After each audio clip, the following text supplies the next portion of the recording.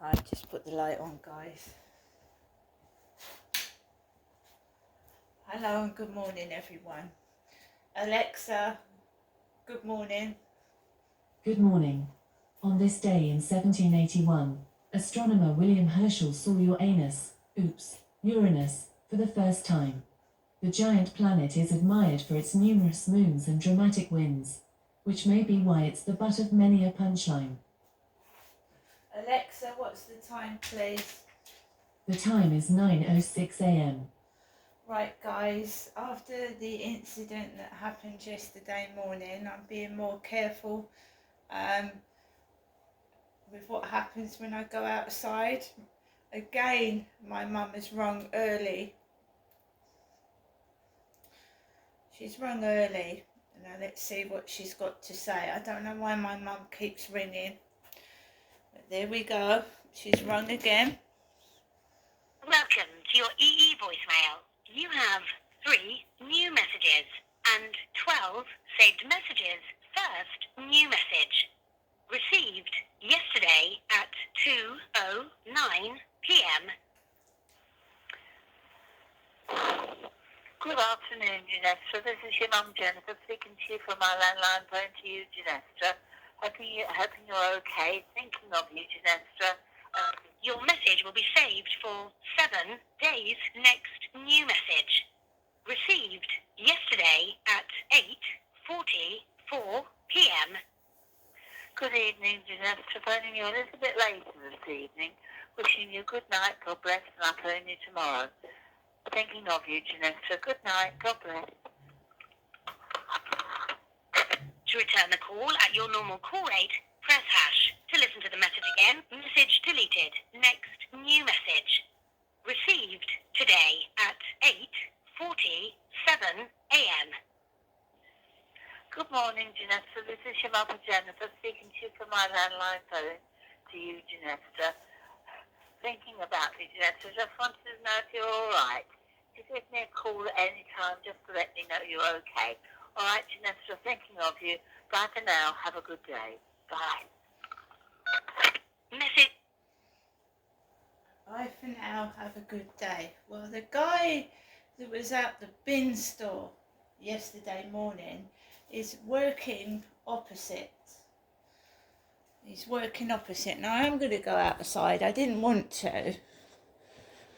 But the guy that was outside the bin store is over there. And he's come out of that van there. So he's come out of that van. That was the guy outside my bin store yesterday. In the pouring rain. That's the one that was talking with his mate and saying there's something horrible or something. That's him. And that's his van.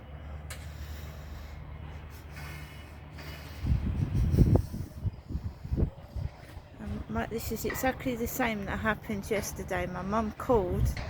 I went outside after the phone call and I nearly got run over walking on the pavement right down the bottom there outside Tennyson Apartments. I nearly got knocked down right at the bottom of the road.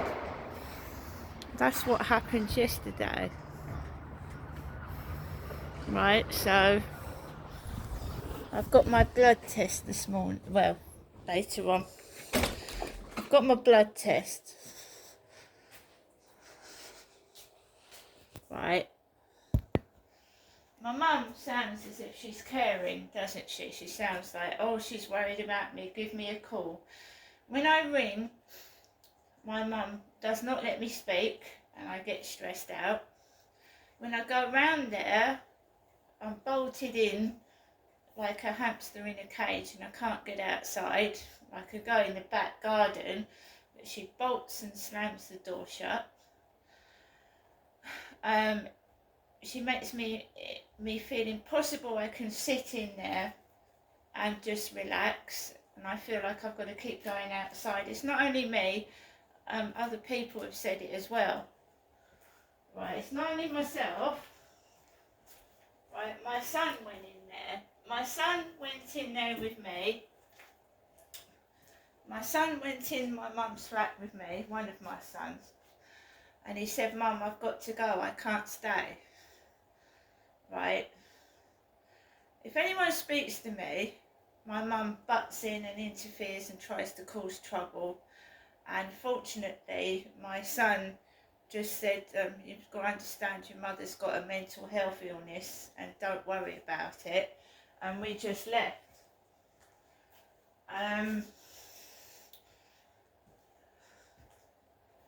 My mum does behave completely different from me. She's rather odd, and her speech is like she's addressing somebody. She doesn't speak to you like you're there. She'll speak to like she's addressing. I don't know who she's talking to. Right. So I said it's like she's explaining things to somebody outside or something, because she'll start talking about things that happen with my dad, and it's like she's not talking to me. I can't explain it. It's like she's talking, you know, on Big Brother, when the cameras are watching them and they've got people listening. After a while, you let all your barriers down and you start talking. You're aware of cameras on you and microphones. You're aware of that, but your barriers come down, don't you? Because I've watched Big Brother. So it's as if my mum's talking to microphones and cameras. It is. It's like it's all scripted. Even when she's talking to the takeaway people on the phone, these leaflets, I've not chosen the takeaway. These takeaway leaflets are given to me. I get given Go Go Pizza, Pizza Go Go, all the time, the same one. And when my mum rings up the phone, the takeaway's for Ginestra, it's not for me. The lady on the end of the phone wants to know if you'd like anything else, Ginestra. Are you sure that's enough?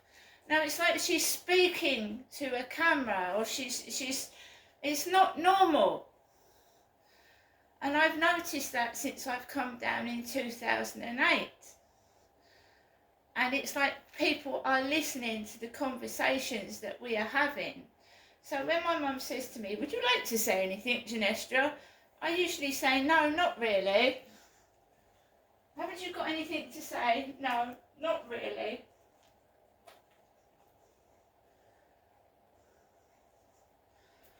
So if you notice, when people first go into Big Brother, they're all reserved and they don't say very much. And then they start letting out secrets, celebrities talking about other celebrities, and all that starts to come out because you lose your inhibitions. You get to know people and you forget the cameras and the audio equipment's there, right? So that's the whole point of it. To get some juicy gossip.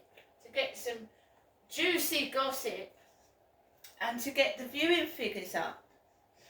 Because if you're sat there quiet, there's no viewing figures, is there? It's boring. But I've known there's been something going on since I come down here in 2008, and I have a big suspicion that someone is definitely listening to what I'm saying and can hear it before I even go outside. Before I go outside, they've actually heard what I've been saying, which is extremely off-putting. And it's also done to antagonise, because my dad was abusing me at Victoria Road, and he used to take me out to Tesco's. That's not my mum, by the way. That's London. That's a London number call. London 0207.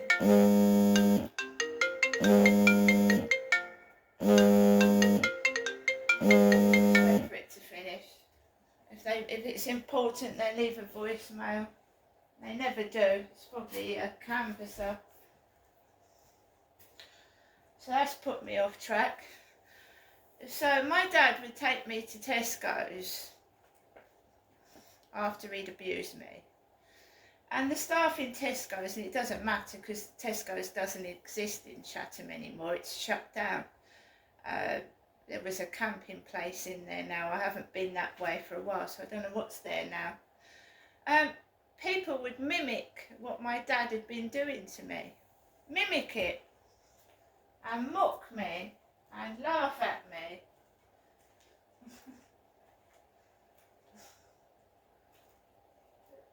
to make out that I was my mum. So to make out I was my mum. So he would take me to my flat. He would take me to holiday places. He would abuse me. But these people outside would try and make me act like my mad mother. And I'm not saying she's mad, I'm just saying she's not at all like me, she's completely different. So they were trying to make me act like my mother by imitating the noises and the things that my dad was doing to me that was cruel. And they're doing it now. They do it now. They can make you believe you're going mad, but you're not. They are covering up abuse, and they're doing it today, and it's me going for a blood test from Rochester. I've just showed you outside my building. My mum doesn't live in a block of flats. She lives in a flat by herself, and it's on the ground floor. It's not on the first floor, it's on the ground floor.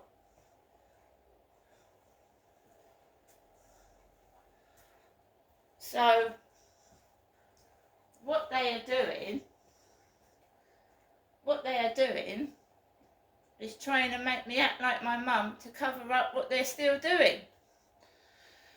Anyway, I've got the number plate of that van and that guy over there who was talking with another gentleman, and they were saying something horrible outside the bin store.